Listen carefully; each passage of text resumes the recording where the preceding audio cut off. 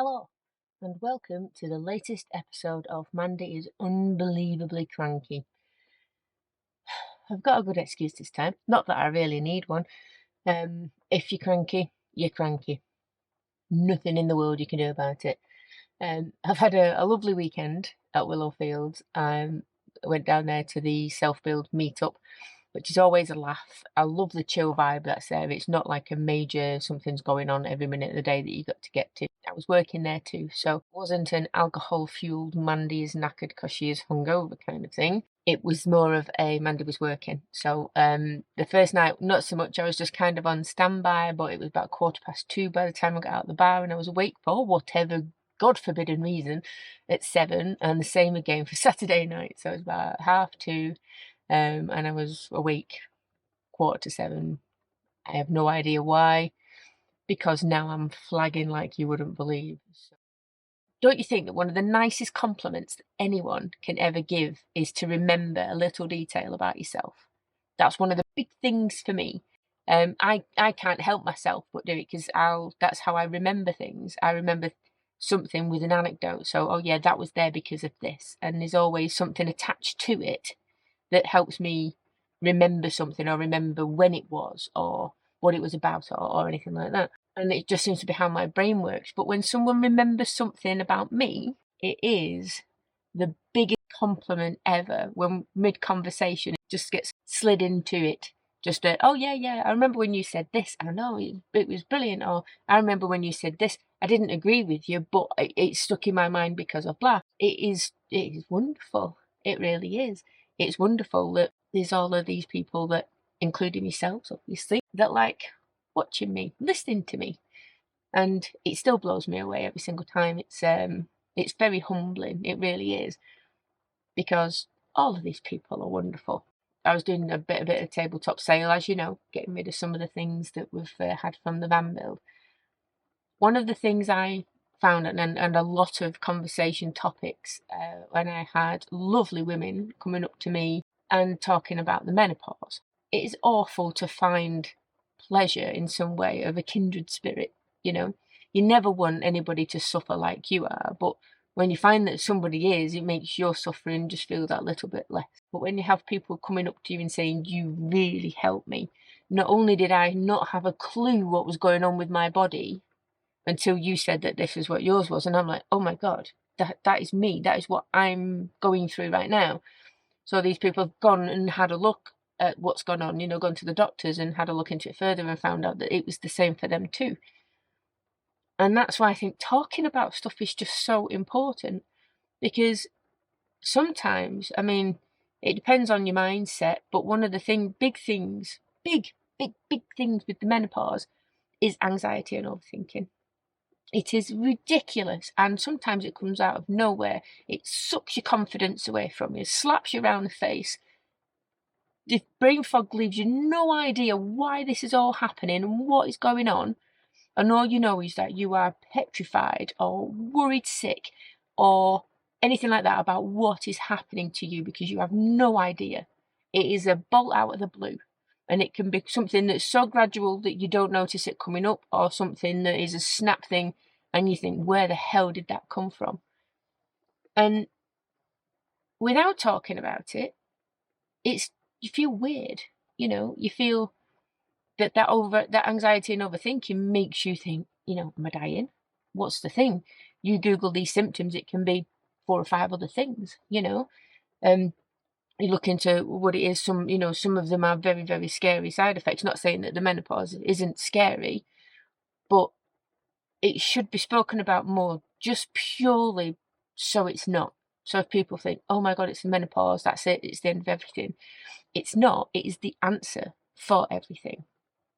So when I first went to see my doctor, I sat down and I was just like, right, okay, this is what's going on with me. So it's like, right, we can check your FSH levels, maybe. I can't remember. I just want to check them. Just we need to get a benchmark to start off with, so at least then we can see what's happening with these levels and things. I sat there and I was like, there is all of this, and I'm thinking that I've Googled it. And of course, as soon as you mention that to doctors, I get it. Any doctors out there totally get it. You know, there should be no internet diagnoses at all. But unfortunately, it's easier to get onto Google than it is to get an appointment with the GP nowadays.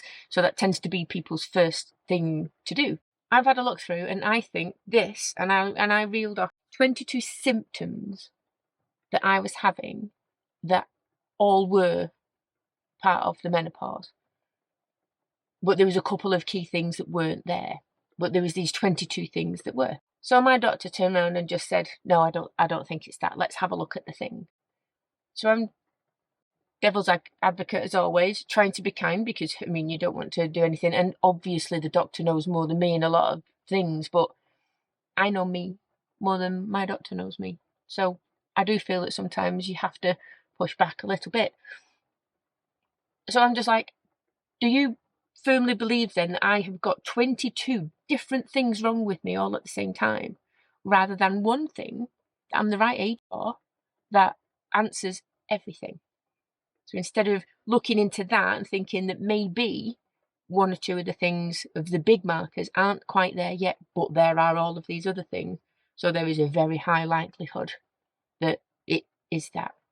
What's that thing that they say? Is it Occam's razor? The most obvious solution is probably the right one. It's that, isn't it? It's like, why I've either got 22 separate ailments that are bothering me, or one that answers them all. So she wanted to check for blood tests, and that was about the time when I was leaving. We went through all of the things with that I can't take progesterone.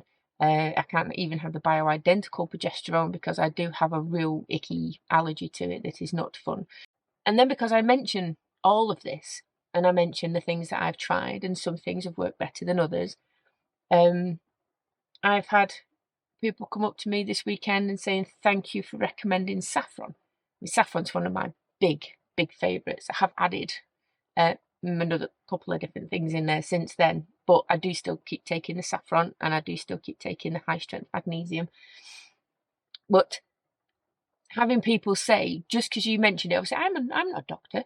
I don't specialise in any of this stuff. So all I can tell you is this was a massive problem for me, and taking this helped.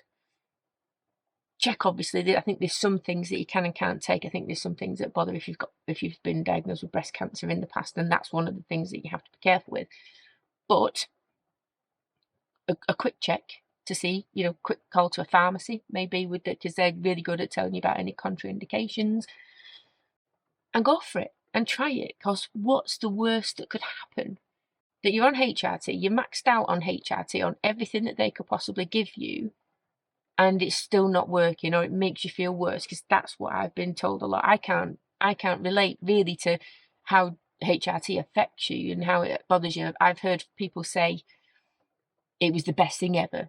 They took it, and they within like a week, 10 days, they felt that better than they have felt for a decade. All the aches and pains is gone, the brain fog's gone, they're not anxious anymore, they feel like they've got a pep in the step, the hair gets better.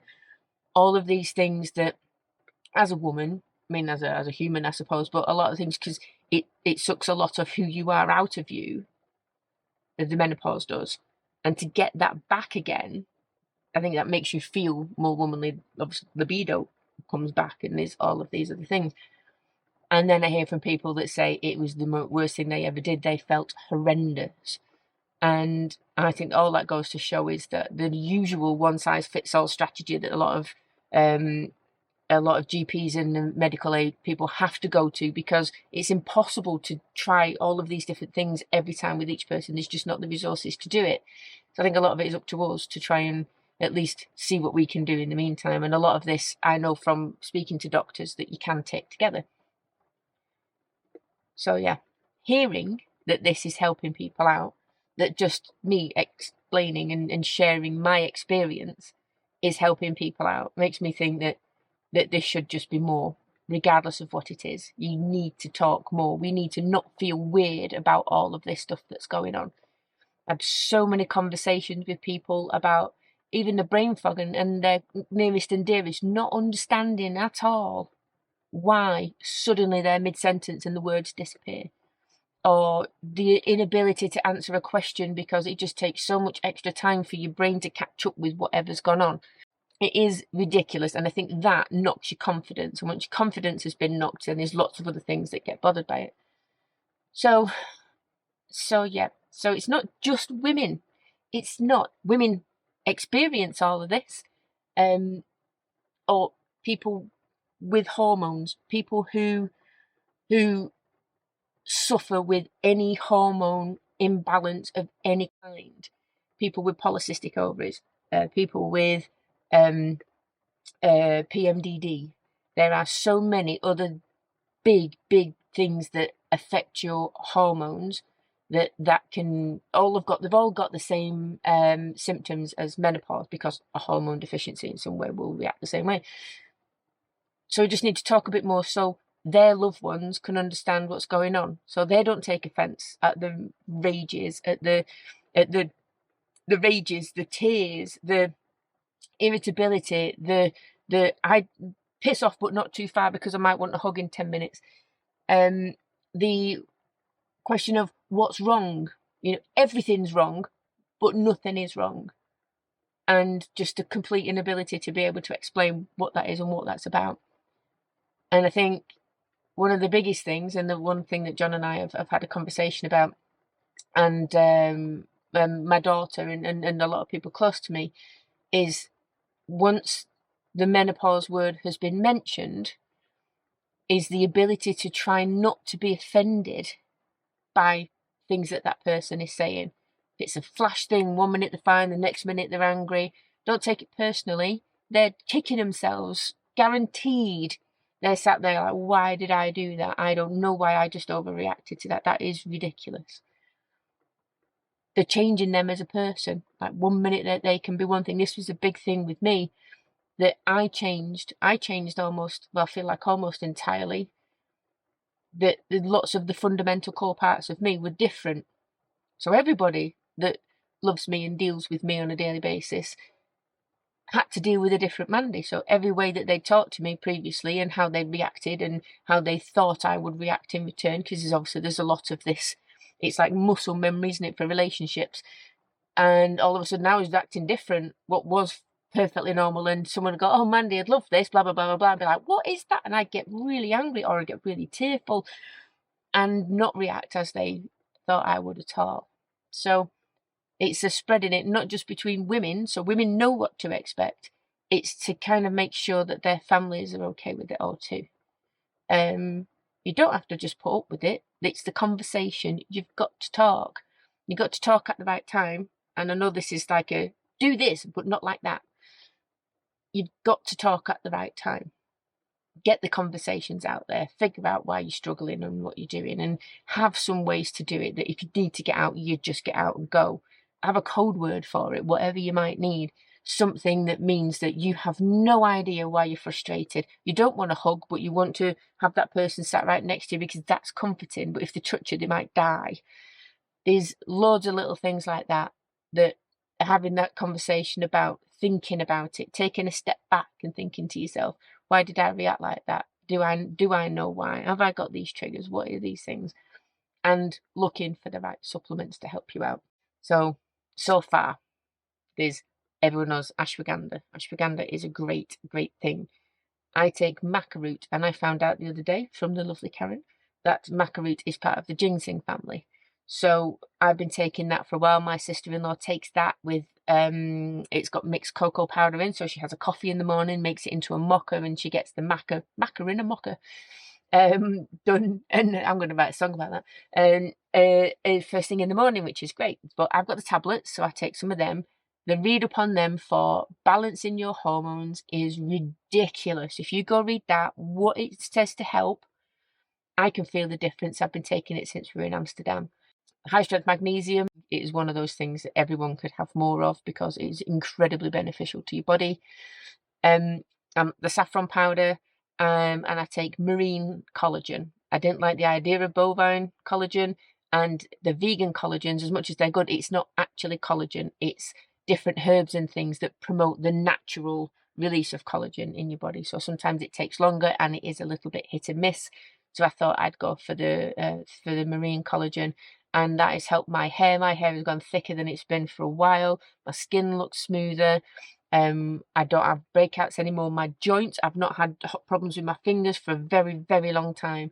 So I don't take like cod liver oil and glucosamine like I did do. The collagen is just great for that kind of thing. And apparently it helps with the brain functionalities and stuff like that.